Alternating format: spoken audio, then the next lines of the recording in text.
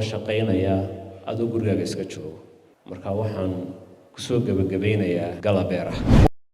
shirkadda Robron oo munaasabad ballaaran ku qabatay magaalada Hargeysa ee caasimadda Somaliland ayaa soo bandhigtay iibka saamiyada beeraha ee shirkaddaasi. Munaasabadda shirkadda Robron ku soo bandhigtay iibka saamiyada beeraha ayaa waxaa ka qayb galay wasiirada wasaaradaha beeraha, maalgashiga, xildhibaano iyo marti sharaf kale. Ugu horeyn waxaa halkaa ka hadlay gudoomiyaha shirkadda Robron Cabdiraxmaan Sheekh Axmed. Gudoomiyaha ayaa faahfaahiyay saamiyada maalgelinta beeraha ee ay bixinayso shirkaddu. Waxaanu tilmaamay in habkani uu horseedi karo horumar Somaliland ka gaadho wax soo saarka dhinaca beeraha. Soddonkii sano ugu dambeeyay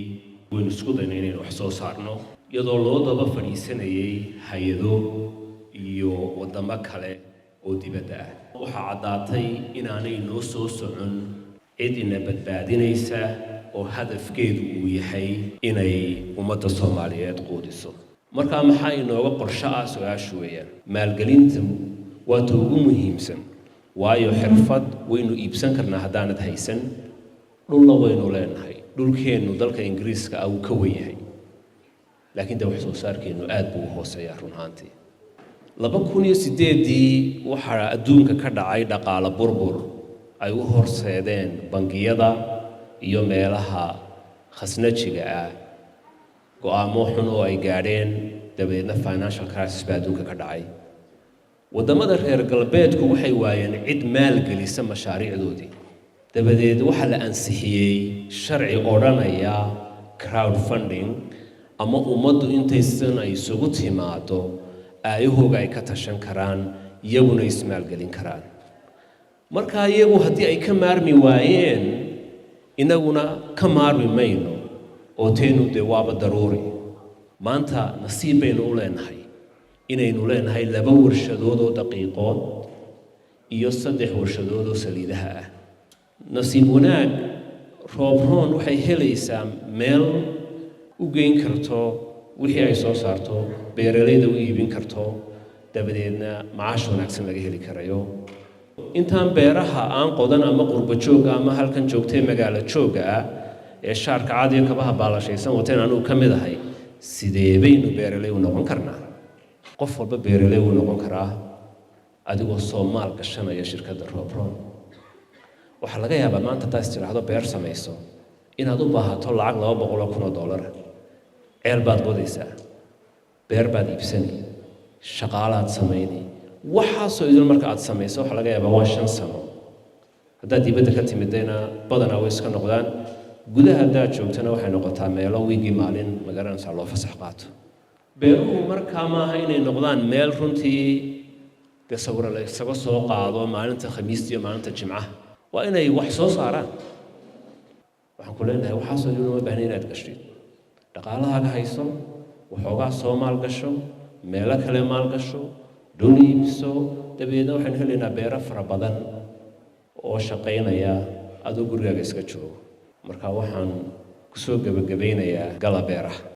munaasabadda lagu daafuray iibka saamiyada beeraha ee shirkadda Robron ayaa waxaa kale oo ka hadlay xubno ka mid ah dadka daneeya beeraha kuwaas oo uu ka mid yahay Subeer Maxamed Xasan saamiyada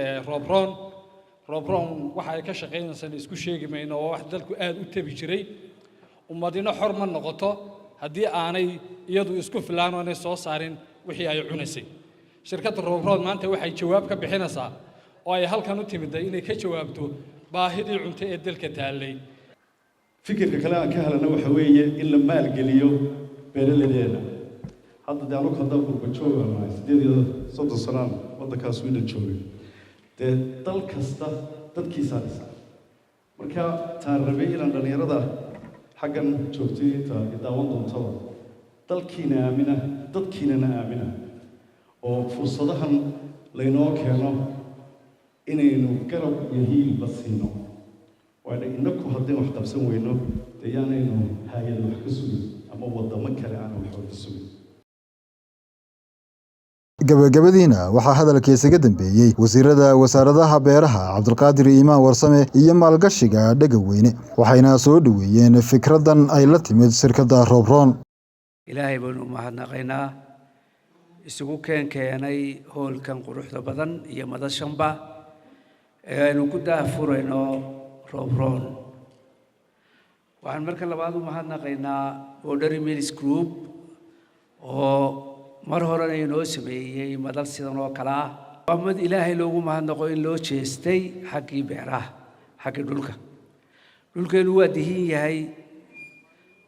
cilmi baaris fara badan oo laga sameeyay waxay cadeynaysaa wax kasta oo lagu beero ama la keeno siirkiisa inay ka baxayso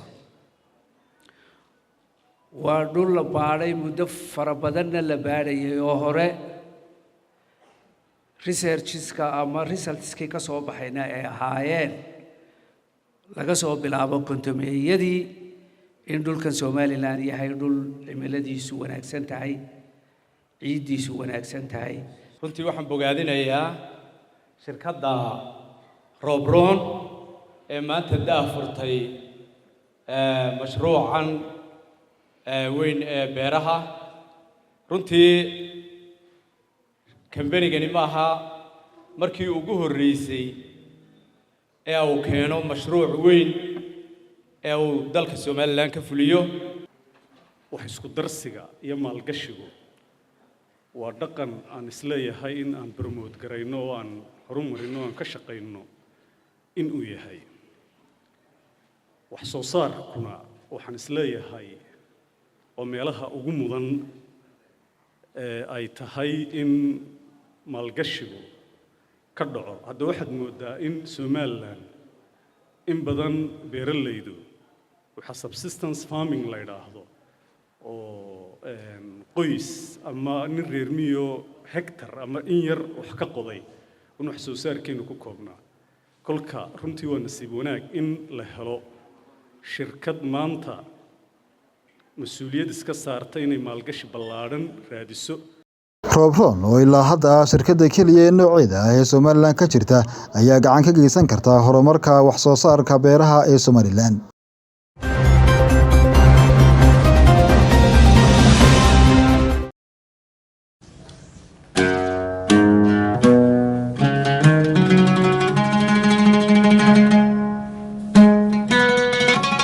muwaadin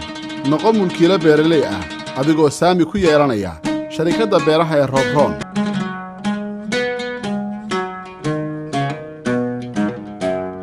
dhaqaalaha Soomaalidu boqolkiiba 75 waxa uu ku tiirsan yahay beeraha iyo xoolaha. Sharikadda Robron ayaa daboolaysa baahida warshadaha daqiiqda iyo saliidda ay u leeyihiin sarreenka iyo midhaha saliidda. Robron waxay abuuraysaa kacdoonkii ugu weynaa wax soo saarka dalka.